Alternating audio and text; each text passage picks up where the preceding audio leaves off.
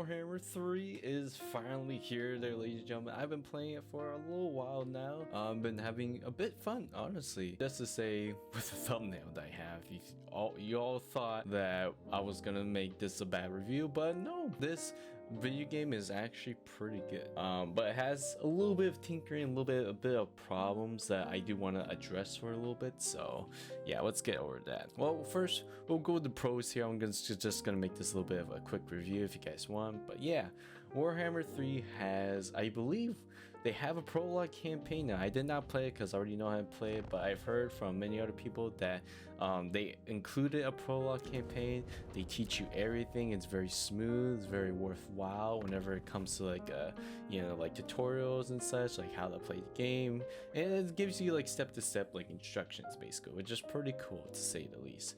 So I kind of like that.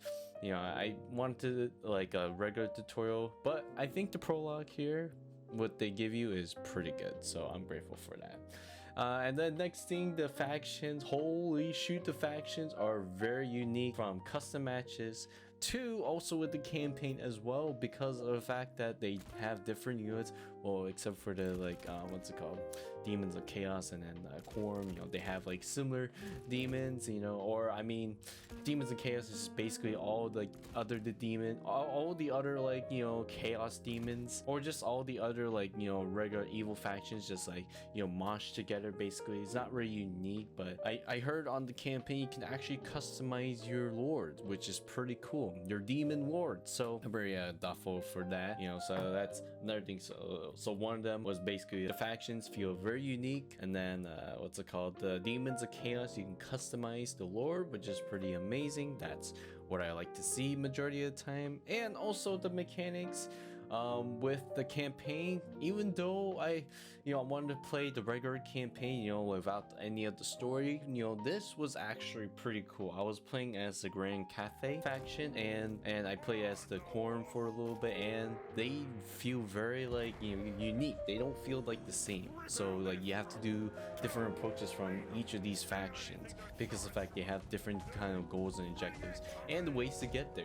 For Grand Cathay, you have to Silk Road. I think it was one of my favorite mechanics, to just gain that income, getting that money. It's just going for a heist basically, and you take routes in this Silk Road kind of a place and see like, okay, which one's gonna give me the high risk or low risk. So low risk gonna give you like lower income, and then but you don't really have a chance to get ambushed. High risk, you get more income, more money, but you have a higher chance of getting ambushed, which is a very fun mechanic. You actually get to do the battles yourself when you actually fight these. It's not like, oh yeah, high chance, all right, go, oh, your freaking battalion got killed all of a sudden, oh well, you can't really fight in battle, oh, they're gone, see ya.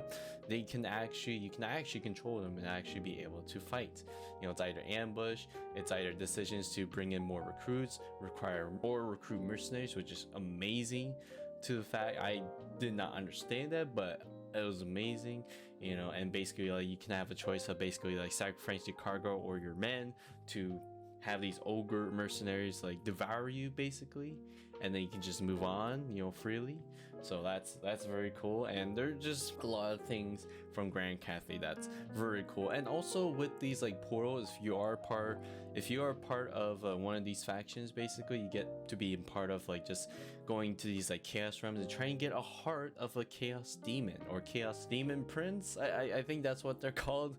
I don't know too much of Warhammer. Maybe I should, I don't know, because I have a crippling fear that Warhammer 40k or just any kind of Warhammer like lore is just gonna end up being an 80-page essay or something. I don't know, man. But with that, basically the game mechanics, with basically the campaign mechanics, when you have to go into these like demon realms, basically is very cool, to say at least. Each realm is very different alike. You get the Nurgle faction, which is like poison, you lose attrition over time. You get like the temptation of lust, realm. I forgot what that faction was called. I didn't really pay attention to that one, but they're very let's just say they're a very kinky faction, you know, which is very cool and very funny at the same time. I kind of find it hilarious that they actually had a faction like that. I know they actually have a faction like that in Warhammer 3 or in Warhammer lore, but yeah, I'm glad they actually put something unique in the faction, something like that, you know.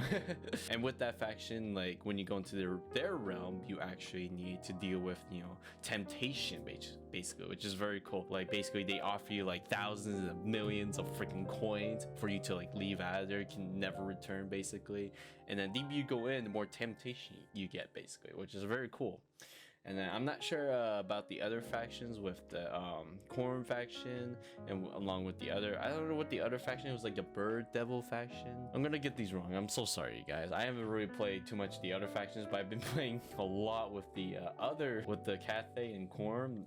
I think they're one of my favorite. I know there's like the Russian faction, but I haven't played that yet. I don't know if they're my style. Well, we'll have to see. I mean, they have like, you know, muskets and axe type infantry, which is pretty cool, like a hybrid, and also like bear cavalry, which is very cool. I need to go after that too. And yeah, that's, you know, I think so we've already learned 3 things that are good about this game basically.